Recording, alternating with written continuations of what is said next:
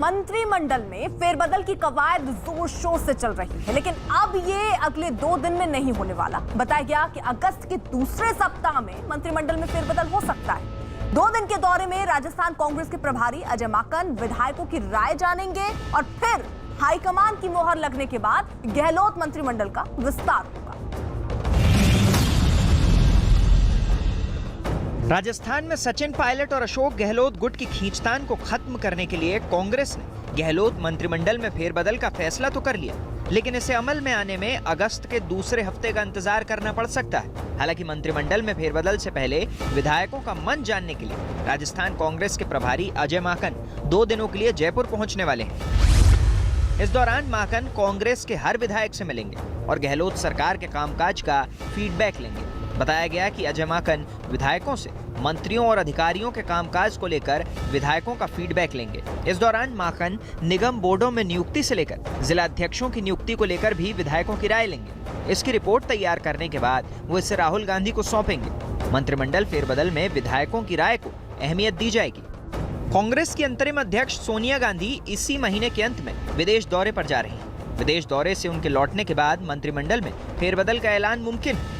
इस सियासी कसरत के 2 मकसद है। पहला, कांग्रेस में नीचे तक ये संदेश देना कि पार्टी हाईकमान सर्वोपरि है और काम करने वाले को ही इनाम मिलेगा।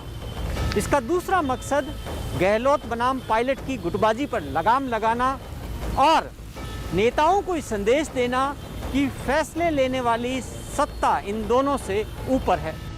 पार्टी में अंदरूनी कलह से आजिज कांग्रेस आलाकमान अब मंत्रिमंडल में बड़े फेरबदल के जरिए कद्दावर नेताओं को संदेश देने की तैयारी में है। इसके लिए काम में पिछड़ गए मंत्रियों की लिस्ट तैयार हो रही है। पायलट कोटे और गहलोत कोटे से बनने वाले मंत्रियों की लिस्ट भी बन रही है। काम के आधार पर बन रही लिस्ट की वजह से कई बड़े चेहरों पर भी गाज गिर सकती है। जातीय और क्षेत्रीय संतुलन के पैमाने पर भी कुछ मंत्री की विदाई मुमकिन है। माकन साहब से मिलने के लिए आया हूँ, मिलेंगे। पार्टी जो भी फैसला करेगी पार्टी के फैसले के साथ है। पार्टी का फैसला मंजूर है। पार्टी जो भी फैसला करेगी पार्टी के साथ है। मंत्रिमंडल फेरबदल में 2 पदों पर काबिज मंत्रियों की छुट्टी हो सकती है। इसका भान शिक्षा मंत्री गोविंद सिंह डोटासरा को है। डोटासरा को सचिन पायलट को हटाकर प्रदेश कांग्रेस का अध्यक्ष बनाया गया था। अजमेर में एक कार्यक्रम में वो खुद ही ये मानते दिखे कि अब मंत्रिमंडल में वो कुछ ही दिनों के मेहमान हैं। मेरे गाज 1 घंटे बाइक नहीं रुकेगी। आप सोमवार को आ जाओ, मैं आता हूँ। 1 मिनट में निकाल देंगे जितनी कहो। मैं 2-5 दिन का मेहमान हूँ तो मेरे से कराना। गहलोत मंत्रिमंडल से जिन मंत्रियों की छुट्टी हो सकती है उनके नामों की चर्चा शुरू हो चुकी है।